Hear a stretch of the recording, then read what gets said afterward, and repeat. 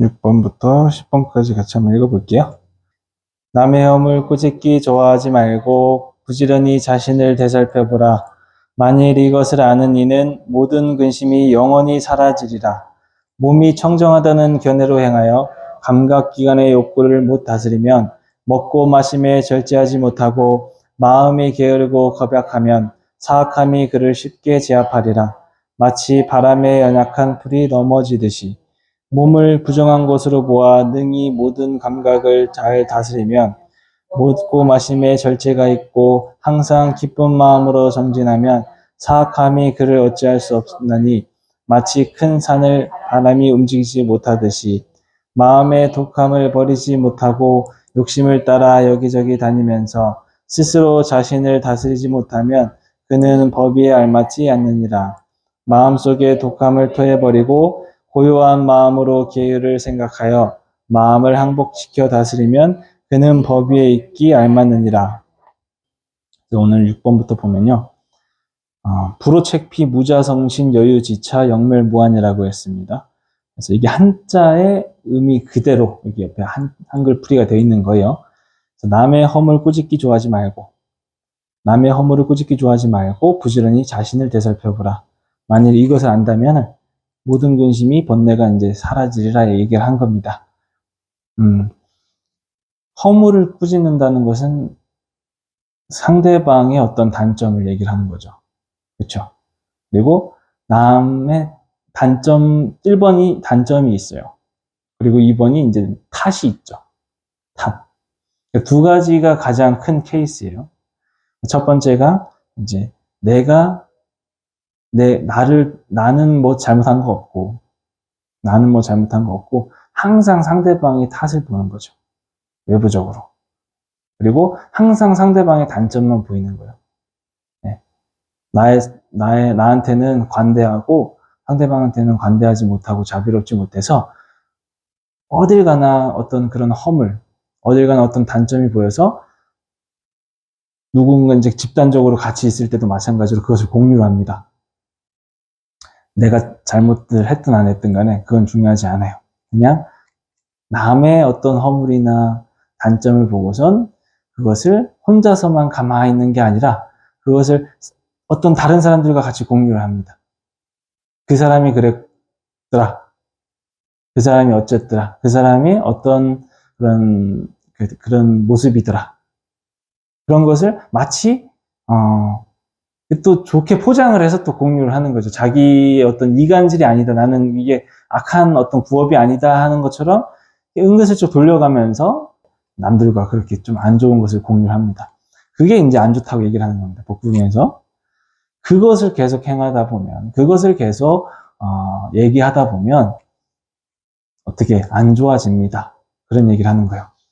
이제 남의 단점을 계속 보는 것, 그것을 가지고 언급하는 것, 그게 얼마만큼 자신한테 다시 돌아오는 화살인지는 살면서 스스로가 또 느끼게 되겠죠. 그게 결국에는 내 주변 사람들을 점점 잃게 하는 행위의 첫걸음입니다. 그리고 또 탓이 있다고 그랬죠. 내가 같이 뭔가 이렇게 하는데도 그것을 어떤 오해가 있거나 어떤 이제 분명히 이제 뭔가 앞뒤 전후를 잘 모르는 상황 속에서 그냥 무지막지하게 탓을 하기 시작해요. 네, 그래서 막상 이제 실상을 얘기를 하거나 뭐 어떻게 들어보면은 또 그게 아니었을 가능성이 더 높거든요. 그 사람의 속마음일 수도 있고, 의도가 그게 아닐 수도 있고, 아니면은 정말 그 사람이 실수했을 수도 있죠. 뭔가 같이 일을 하다 보면 그럴 수도 있고, 대화를 하다 보면 그럴 수도 있고, 뭐 여러 가지가 있습니다. 근데 그 상황 속에서 그냥 무작정 그냥 남 탓이 늘 하시는 사람들이 꼭 있겠죠. 뭐 이렇게 환경 탓, 사람 탓, 누구 탓 이렇게 하는 게 있습니다. 네. 자기가 넘어졌는데도 돌멩이 탓하거나 다양한 경우들이 있습니다. 그런 것을 가지고 얘기를 하는데 그게 습관이 된 사람들은요 굉장히 피곤합니다. 주변 사람들한테. 주변 사람들 엄청나게 피곤하게 만들어버리고 또 자기 자신을 돌볼 줄 모르는 그 기본기가, 그 근기가 있어요. 그러다 보니까 어떤 걸 자꾸 내면에 찾지 않고 자꾸 바깥에 찾고, 괴로운 사람은 정작 누구예요? 본인입니다. 괴로운 사람이 남 탓을 한다고 해서 남이 괴로운 게 아니라 그 탓을 하는 본인 정작 스스로가 괴롭다 보니까 이것은 도대체 누구를 위한 어떠한 하소연인지 모르겠다는 거죠. 누구를 위한 하소연. 결국 돌아돌아서 나의 잘못이구나라고 하는 것을 깨닫는 것이 불교고, 계속해서 이제 다른 요인들을 탓하거나 자신을 돌아보지 못하고 자신을 살피지 못하는 사람들이 계속해서 반복적인 업을 짓게 되고, 그게 또 남한테 이어져서 나를 욕되게 하는 거 되는 거죠. 어디 가서 분명히 내 잘못은 없고 남을 탓하기만 했지만 그게 설령 사실이다 하더라도 그걸 보는 어떤 제3자의 입장에서는 좋게 보이지 않는다는 거. 충분히 그런 현상들이 많이 이제 있었을 거예요. 그렇기 때문에 그것을 만약에 해결한다면, 그것을 만약에 하지 않는다면, 그 행동을 하지 않는다.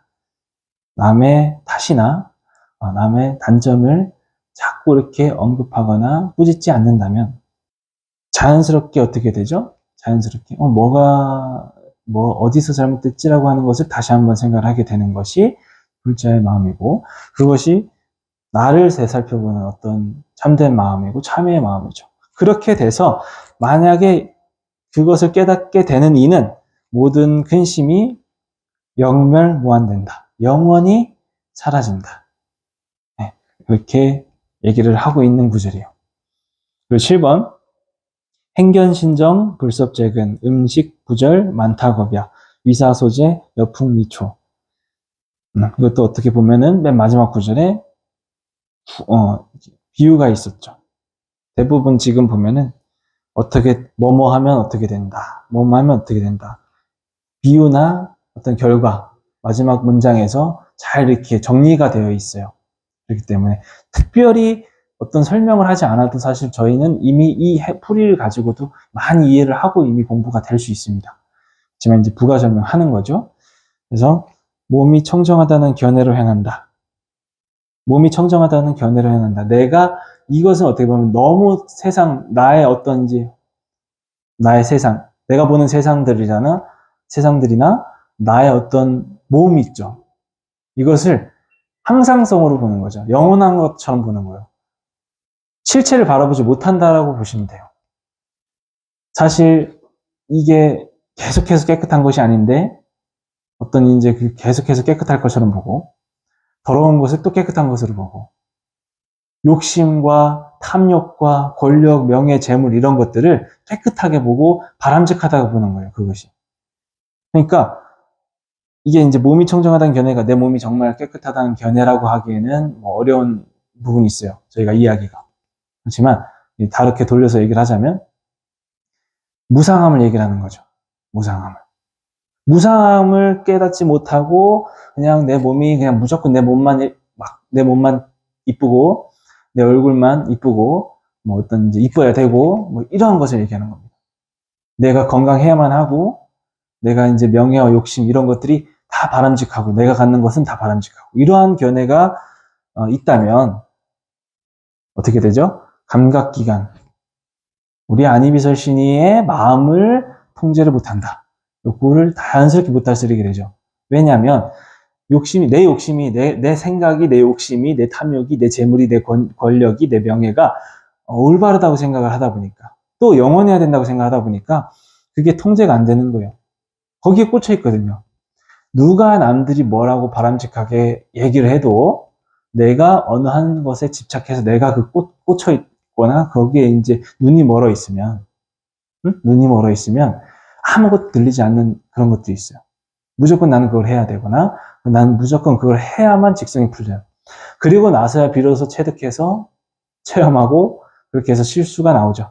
어떤 이제 깨달음이 나오고. 그래서 인간은 괴로움의 생명체다. 왜? 내가 집착을 내가 몸소 해봐야 내가 내 안이비설시 내 감각기능을 통해서 어떤 결과물을 얻어내봐야 그것이 옳고 그름인지 정확하게 깨달을 수 있기 때문에 먼저 괴로워봐야지, 먼저 아파봐야지만 남들이 뭐라고 했던 것든 부모님이 뭐라고 했든 부모님이 아무리 올바른 잔소리를 하더라도 아무리 올바른 그런 길을 제안을 하더라도 스스로가 아파보지 못했기 때문에 내가 꽂힌 것에 내가 욕심 부리는 것에 무조건 그 길이 맞다고 생각하는 거예요.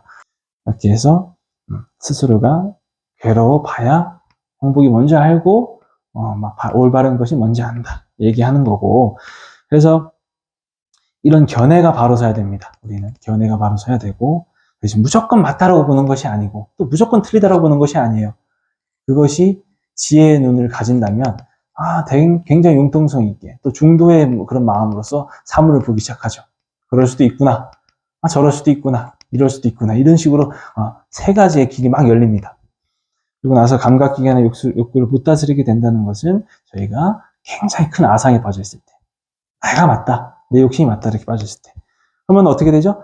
절제하지 못한다라고 얘기했죠. 먹고 마심에 절제하지 못한다. 마음이 게으르고 마음이 겁약해지면 사악함이 그를 쉽게 제압하리라. 예. 틈이 생겨가지고 우리의 이제 마음에 틈이 생겨서 그 사이로 안 좋은 그런 기운들이 막 들어옵니다. 마가 낀다 얘기를 하죠. 안 좋은 기운들이 막 생기기 하죠. 이것은 어떠한 것에도 다 영향이 있어요. 어떠한 것에도. 내가 하는 일 모든 것에도 인간관계, 공부, 취업, 시험, 기도, 대인관계 등등 여러 가지 그 어떤 것에도 다 대비를 해봤을 때 다 비교가 가능합니다. 그래서 어디에 있든 내가 어디에 있든 마음이 굉장히 약해지거나 욕심만 부리고 그렇고 내가 그렇게 절제하지 못한다면요, 그것의 결과물은 곧 통제가 되지 않는, 절제가 되지 않는 괴로움이 찾아온다. 그것이 사악함이 완벽하게 쉽게 제압할 수 있는 기회를 준다. 그러면서 어떻게 되죠? 완전히 넘어가 버리죠. 연약한 불이, 바람에 불어서 연약한 불이 바닥에 이제 탁 기울어지듯이 그렇게 넘어진다는 얘기입니다. 그런 사람들 주변에 많이 봤을 거예요. 저 사람은 왜 저렇게 망해가는지 알겠다. 그러니까 마음 심보를 곱게 써야지, 이런 얘기들이 많이 나옵니다. 그 얘기입니다. 심보를 곱게 써야 되고, 곧 결국엔 무너지고 풀이 넘어지듯이 천천히 집에 구멍이 뚫려가지고 물이 지붕에 구멍이 뚫려가지고 거기 사이로 물이 천천히 들어가다 보면은 결국엔 집이 망가지게 돼 있죠. 틈 하나만 있어도 그런 거예요. 그러니까 저희가 생각하는 우리의 이 마음의 단단함, 마음의 틈, 이런 것들을 관리하는 것이 굉장히 중요하다 이렇게 볼 수가 있기 때문에 아무리 작은 나의 실수, 작은 나의 과오라고 하더라도 나의 욕심, 작은 욕심이라고 하더라도 그게 곧 어떻게 된다? 크게 이어진다. 굉장히 이제 원래 업이나 실수, 욕심 같은 것은 되게 작은 티끌부터 시작을 한다. 그건 선행도 마찬가지죠. 선행도 한순간에 내가 이렇게 엄청나게 큰 일을 해낼 수가 없다는 거죠. 그게 악행이든 선행이든 똑같은 이치가 되어 있습니다. 반대로 8번을 보면 몸을 부정한 것으로 본대요. 이것은 우리가 아까 반대로 얘기했듯이 올바르게 보는 거죠. 올바르게 보는 거죠. 저희가 나의 어떤 한계성을 보는 거예요. 한계성을. 유한함을 보는 거예요. 내 이 욕심을 부리는 거, 내 이 얼굴을 가꾸는 거, 물질적이든 외형적이든 내면적이든 이 한계성을 느끼고 바로 보는 것. 그래서 이것을 가지고 무조건 긍정이 아니고 좀 약간 더러운 것이나 나의 어떤 이제 부정적인 것이나 이런 것을, 부정적인 관념이랑 좀 달라요. 이제 그냥 나의 이제 그런 있는 사물 그대로 무상함을 안다면, 능히 모든 감각기관을 잘 다스린다면, 먹고 마심에 또 절제가 있다면, 이건 어떻게 되는 거예요? 저거에 대해서 유한성을 하니까 저거에 대해서 집착할 필요가 없구나. 내가 뭐 잘못했을 수도 있구나. 등등 여러 가지 다 어떤 이제 그 깨달음이 와서, 굳이 내가 저거에 헛된 것에 얽매일 필요가 없구나. 하루아침에 더 깨달아가지고, 올바른 마음에 또 올바른 것에 조금 더 투자를 한다면 인간관계 좋아지고, 등등 여러 가지 괴로움이 줄어들 수 있는 어떠한 그런 계기가 되는 거죠. 그렇게 돼서 기쁜 마음으로 정진한다면, 긍정적인 거죠. 한다면 어떤 상황이 와도 사악함이 나를 어찌할 수 없대요. 긍정 파워, 웃음, 행복 이런 것에는 틈이 안 생겨요. 어떤 안 좋은 상황이 속에서도 어떤 나의 이제 그런 부정적인 상황 속에서도 내가 웃고 즐기고 떠들 수 있다면 배울 수 있고, 그렇다면 틈이 안 생긴대요. 어찌할 수 없대요. 그러면 마치 큰 산을 바람이 움직이지 못하듯이 9번, 10번이 뭐겠어요? 이게 또 대비가 되죠? 9번 같은 경우는 독함을 버리지 못한 사람, 마음의 독함을, 욕심을 버리지 못한 사람이 되겠고요. 이게 뭐예요? 악이죠. 악의죠. 네. 그 다음에 10번, 마음속에 독함을 토해버린다. 마음속에 독함. 나의 이제 독성. 뭐예요? 삼복 뭐죠? 탐진치. 네, 독성. 탐진치를 토해버린다. 고요한 마음으로 계율을 생각한다. 우리의 계율, 우리의 규칙, 우리의 그런 것들을 생각한다면 좋다. 이게 선의죠. 착한 마음, 선의. 이게 무슨 뜻이냐면요. 법의가 나오죠, 여기서. 이게 뭐겠어요? 제가 있는 가사장산 같은 어떤 걸 수행자의 법복일 수도 있고, 보살님들이 지금 입고 계신 의죠, 옷이죠. 이것은 절에서만 입는 게 아니고, 바깥에서 보면은, 교복도 있고, 가운도 있고, 많죠. 되게 많죠. 그것을 빗대어서 얘기를 하면은, 학생도 마찬가지. 학생도 마음의 독함을 버리지 못한다는 게 뭐예요? 욕심을 따라 여기저기 다닌다는 게 뭐예요? 학생 같은 기준으로 봤을 때는. 교복을 입고 바깥에서 나쁜 짓들을 하는 거예요. 나쁜 짓들을. 마음의 독함을 가지고 있는 거죠. 미성년자지만 학생에 맞지 않게 어떤 규율이나 미성년자가 하지 말아야 될 것들이 있죠. 불법적인 것들을 다 한다면 어떻게 돼요? 그 학생은 결코 어울리지 않죠. 학생의 신분으로서, 미성년자의 신분으로서. 그것이 이제 법이 알맞지 않는다 얘기가 되는 거죠. 근데 반대로 이걸 입고 학교를 너무 잘 다니고 열심히 공부를 하고 이런 욕심, 친구들이 이렇게 야 우리 놀러 가자, 저희 가서 뭐 하자 안 좋은 것들, 우리 술 먹자, 뭐 담배 피자 이런 것들을 다 버리고 마음을 내가 그런 욕심들을 항복시킨다면은 정말 학생의 신분으로서 알맞다 이 얘기가 되는 거고, 의사도 마찬가지겠죠. 의사도 가운을 입지만 가운을 입는다고 다 좋은 의사는 아니겠죠. 사람의 생명을 살리는 곳에 있어서 금전적인 거나 권력적인 거나 명예 혹은 뭐 특히나 재물이겠죠. 어떤 그런 것들을 가지고 눈이 멀어서 욕심을 부리고 정작 의사로서의 사람의 이제 그런 생명을 다룬 의사로서 그런 것들을 좀 이제 지키지 못하고 악행을 할 수도 있는 거잖아요. 드라마 보면 가끔씩 그런 것도 많이 나오듯이 그런 것처럼은 또 어울리지 않는데요. 근데 반대로 경찰, 군인 모든 분들이 사명감을 가지고 경찰복, 군인복 이런 것들 있죠. 군복 그런 것들이 딱 제 역할을 해서 마음을 항복시켜서 제 역할을 한다면 모든 그런 것들 법의를 입기에 알맞는다 이 얘기를 하는 겁니다. 그렇기 때문에 이 9번, 10번 같은 경우는 똑같은 말이에요. 자신의 위치에서, 모든 사람들의 위치에서 마음의 독함을 버려라. 마음의 독함은 뭐였어요? 삼독이죠. 삼독. 삼진치 삼독. 이것을 버릴 수만 있다면은, 자기 자신을 또 다스릴 수만 있다면은 아주 훌륭한 사람이 될 가능성이 높다.